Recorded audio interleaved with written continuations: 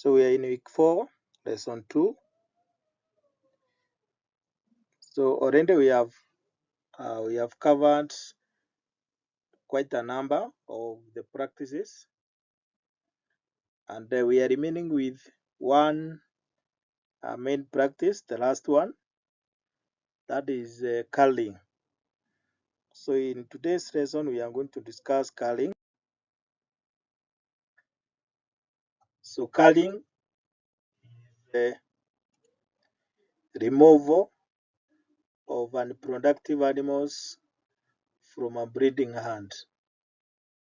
So when you remove animals that are not needed, you do what we call culling. So there are various reasons for doing culling. One is due to poor health. So when an animal is unhealthy or sick, frequently you need to cull, because when it remains there, it will be uneconomical, because there is increase in disease treatment. So the cost of treatment will keep on increasing. So that will not be it will not be economical.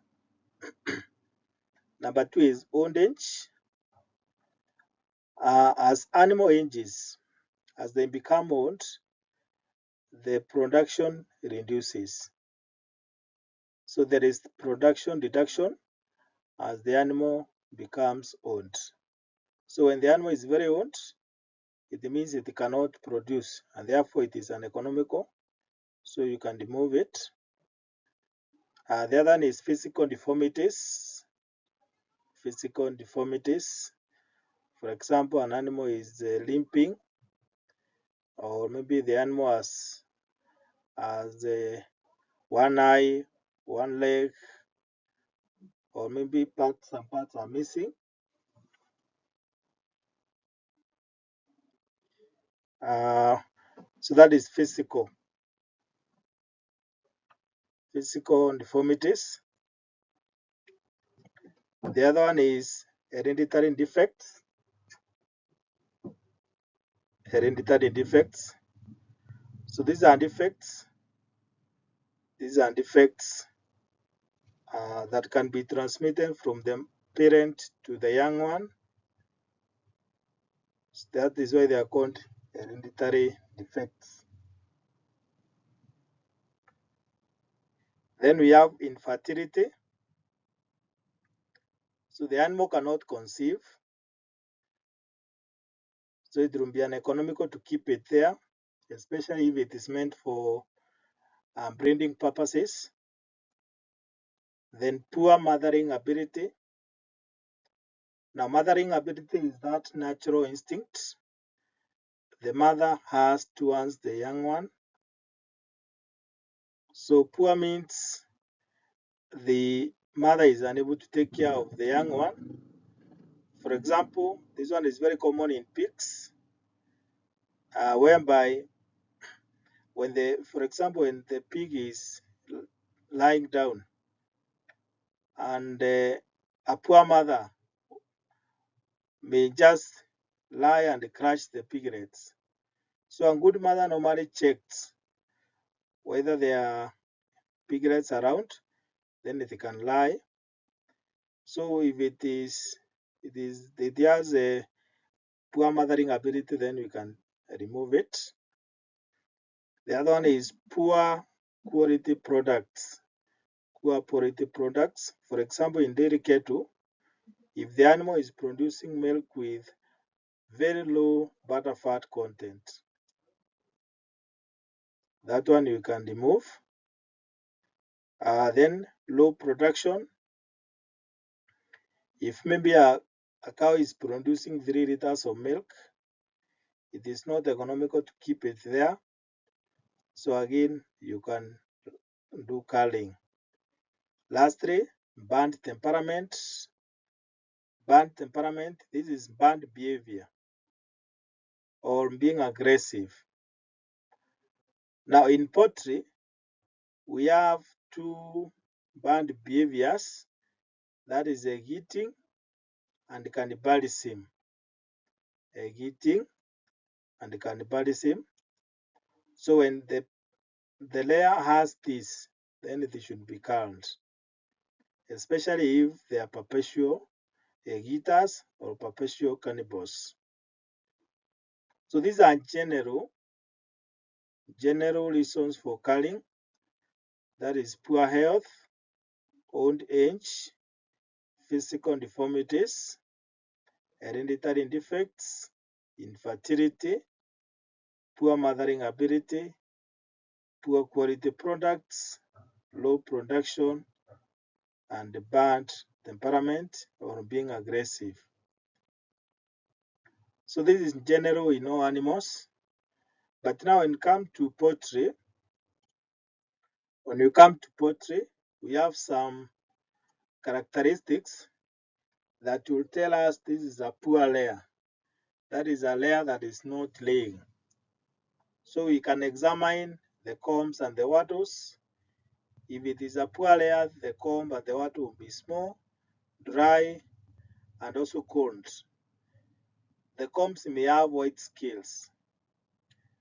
So if you see such, then that is a poor layer, meaning it is not laying.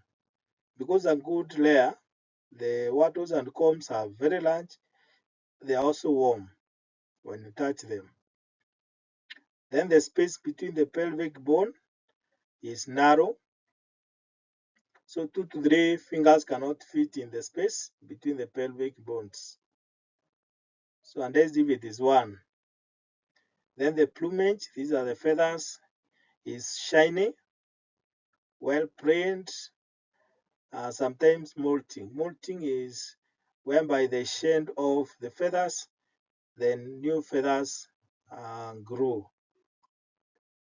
Then we have the vent, the shanks, the big pigments. They are yellow.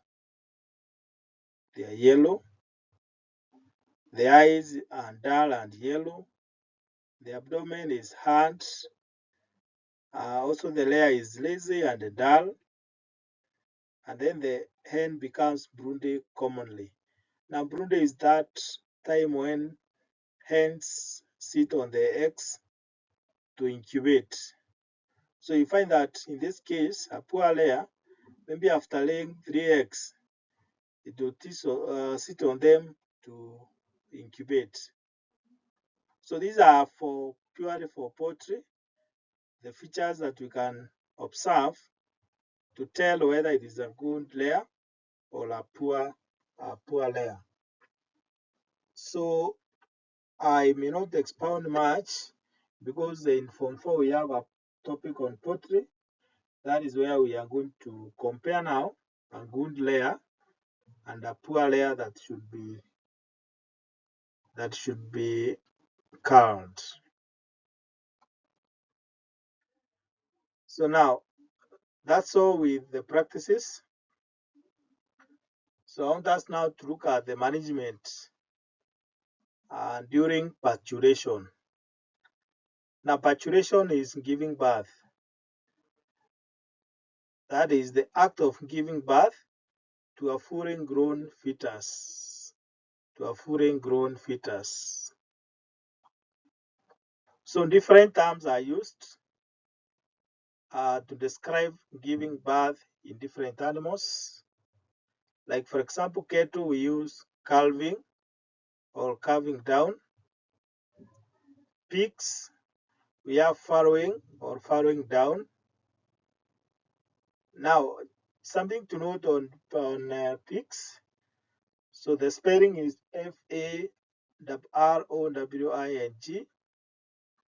Now we have other terms like Furrowing. That is farrowing, that is making of a furrow or a trench. Then we have Fallowing. This one is leaving a piece of land and cultivating for some time. So these ones are wrong. So when you are writing farrowing, the spelling must be correct. Otherwise, the spelling may bring another meaning. Then we have the sheep. The term is lambing or lambing down. Goats, kindling or kindling down. Rabbits, kindling or kindling down. Now, if you look at the terms that we are using, apart from pigs, the rest, the term is being derived from the young one. So like in cattle, we have a calf, the term is calving. In sheep, we have lamb, the term is lambing. In goats, we have kind, the term is kindling. In rabbit, we have a kindling, the same one, kindling. So these are terms that are used to describe parturition in different animals. So let's start with the parturition in cattle. So the gestation period in cattle is 270 to 285 days. So in between here, between this range, or 9 months. So whichever you want to use, the days or the months. Now, how will you tell that it is about to give birth? Now, normally some of these signs start coming up around 2 weeks before giving birth. Others they show just before giving birth. So like restlessness, we have restlessness, the animal moves up and down, the enlarged or swollen vulva, clear mucus discharge from the vulva, and please note it is clear discharge from the vulva. The reason why this should be qualified, it is because we have other causes of mucus discharge from the vulva, which may have different colors. So for parturition, it must be clear. Then there is slackening of the pelvic muscles or relaxing of the hip muscles. So we are going to see that one in our next video. Then the under becomes full and distended. Then the teats produce thick, milky fluid. So when you squeeze the teats, you're able to get the milk. Then the calf separates herself from the rest of the ant. For example, if they are together with other animals, you see it separating itself. Then lastly, a water bag appears and bursts just before calving. So this is the last sign. So when you see a water bag, then the next thing is to expect a calf to come out. So let's watch a video on signs of calving.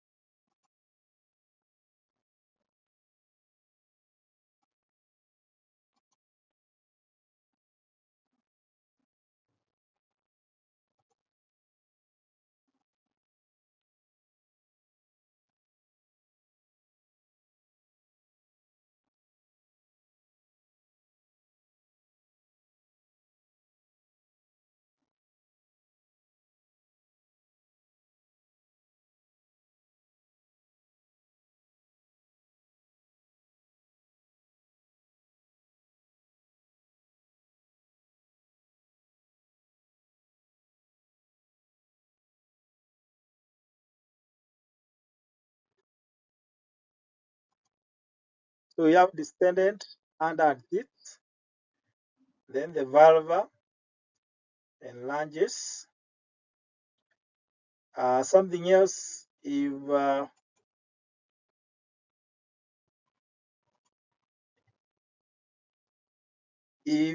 look at the vulva around this part, you will see a clear mucus discharge coming out. Something that looks like a mucus, but is clear. It will start coming out from the from the vulva. So this is the vulva.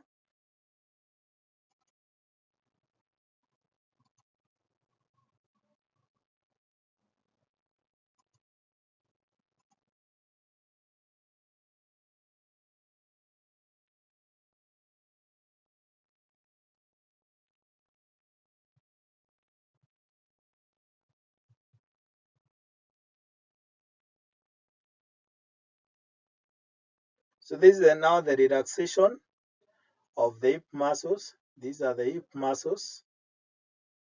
So in between here we have the pelvic. This is the pelvic bone.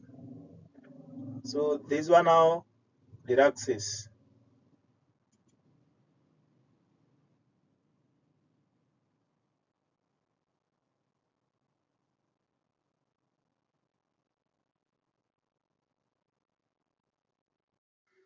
So this is a water bag. So when you see this water bag, this one is an indicator that in a few minutes you are going to get a calf. So it will hang, then it will burst. So normally the fluid or the water that is inside is the amniotic fluid.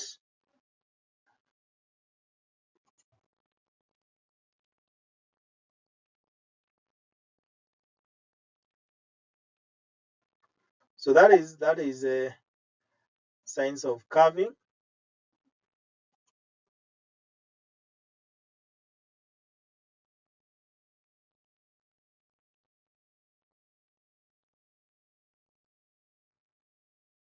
So now let's look at management. How do we manage now after it has given birth and before? So the first thing is that the signs start showing tweaks to parturition, and these signs are like, for example, distended under. Then also the swelling of the vulva. These ones will show 2 weeks to parturition, but others will show just some hours before. So when you see them showing the signs, you separate the cow from the rest, and then you put it in a paddock or at store, and it should be next to a milking parlor, because after birth we are going to start milking. Now the labor pains. The labor pains will start from 12 to 24 hours before parturition. So this is the time you see the animal lying down, stopping to eat, isolating herself, the water bag coming out, the slimy clear mucus from the valve coming out. So those are examples of the labor pains. Then the calving should take about 2 hours for normal presentation. Normal presentation is whereby the calf should come out with the muscle, the face, the forehand on top of the forelegs. That is what we call normal presentation. Any other presentation is called malpresentation or breech. Then during calving, make sure you keep watch on the calving, so that if maybe there is assistance, you can assist. Then remove the mucus from the nostrils to ensure it is breathing. So apart from removing the mucus from the mouth, from the nostrils, sorry, you can also spark. You can smack. You can smack the chest to activate the lungs for easier breathing. You can also swing. You can also swing the calf upside down to remove the mucus that might have entered the lungs. Then after that, you cut and tie and then disinfect the umbilical cord. That is to prevent infection. In case of stillborn or stillbirth, you dispose. You also dispose the afterbirth. Afterbirth, this is the placenta. Because if it remains there, it will start to decompose and it can be a source of infection. So you remove it immediately, it is removed. Now, this placenta or afterbirth should be expelled within 5 hours after birth. Now, if it is retained for more than that, then you need to call a veterinarian to come and remove it physically. So a veterinary officer should come and remove it.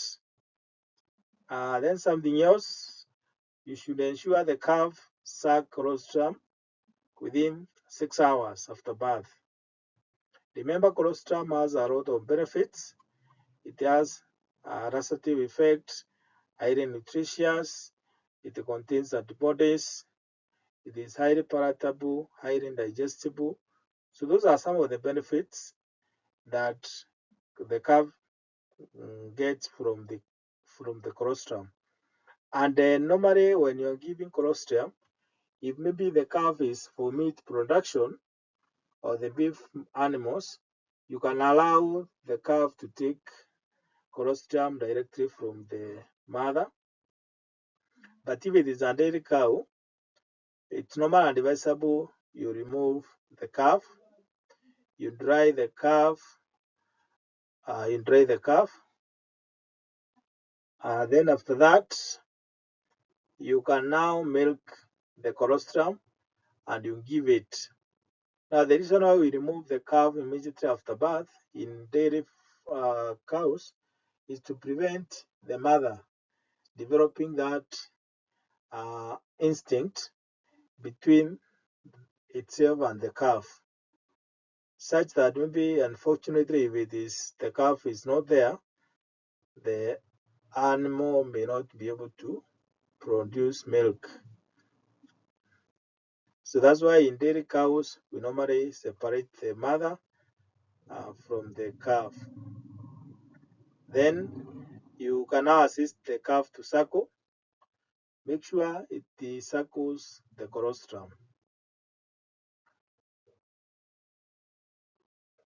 So if you look at these diagrams, this is normal presentation where the front legs come first with the fore end on top. You can see the way it shoots. Any other, like this one, is called breech birth or malpresentation. This one occurs both in livestock and also in human beings.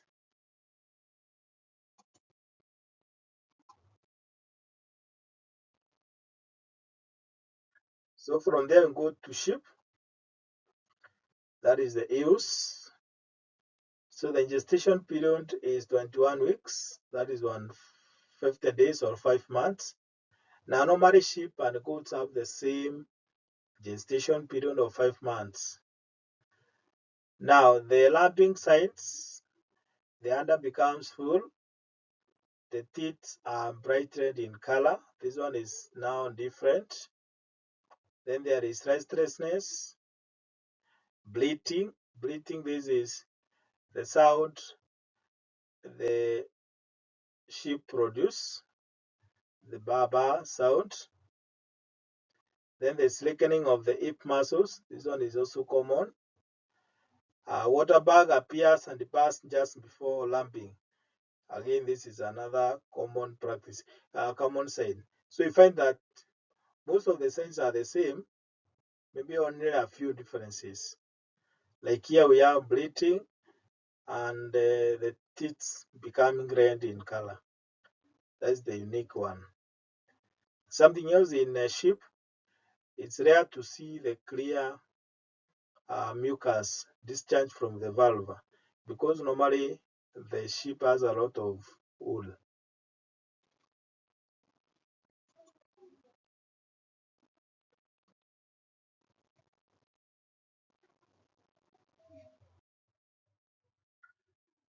Now, So the management means that when you see the signs, you should put the ewe in a clean pen, and that clean pen should be free from drought. Drought is presence of cold winds. So they should be free from cold winds. They should also be away from other animals for one, to avoid the disturbance. Number two is to avoid trampling on by other animals, and also to prevent the ewe or the young one from wandering off. So that is why it should be kept in a pen. Should be kept in a pen. Now in sheep we have two management during parturition. We have drift lambing and pen lambing. Now in drift lambing, all pregnant ewes are put together. All pregnant ewes are put together in one paddock and then separated as they lamb down and placed on a different paddock. So you keep them together, all the pregnant, so as they give birth, you now remove them and put them in another paddock. So one paddock will be for the pregnant, the other one is for the ones that have given birth. Then for pen lambing, this one is whereby you separate the ewes when they show signs of lambing, and you put them in individual pens where they are going to lamb down under supervision. So this one, we do not wait for the ewe to give birth. The moment it has started showing signs of lambing, we separate it from the rest and then we put it on its own individual pen where it is going to give birth, but obvious under close supervision. So those are the two ways of managing parturition in sheep.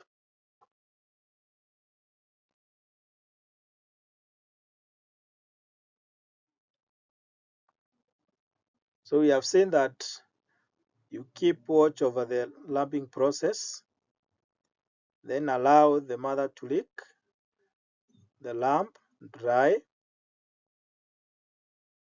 So like in dairy cattle, we do not allow the mother to lick.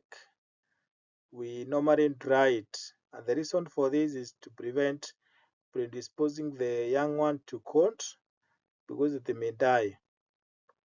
Then remove the mucus or any foreign material to ensure proper breathing. Then cut, tie, and disinfect umbilical cords. Then dispose of the afterbirth or stillbirth, or the stillbirth or stillborn lambs. Then ensure the lamb sucks colostrum, or you assist the weak lambs to suck the colostrum. This is to allow the mother to accept it and also prevent wandering away.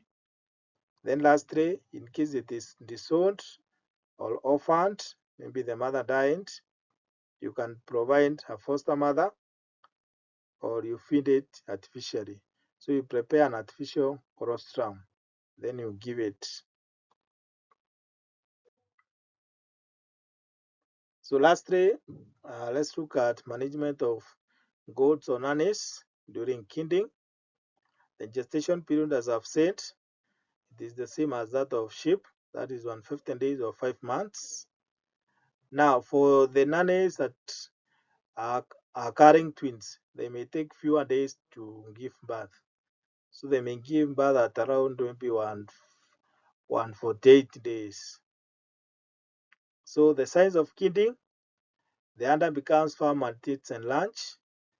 The muscles at either side of the tail slacken. These are the hip muscles. There is restlessness, then separating itself from the rest of the flock, and then clear and discharge from the vulva. So these ones are almost the same as that of cattle.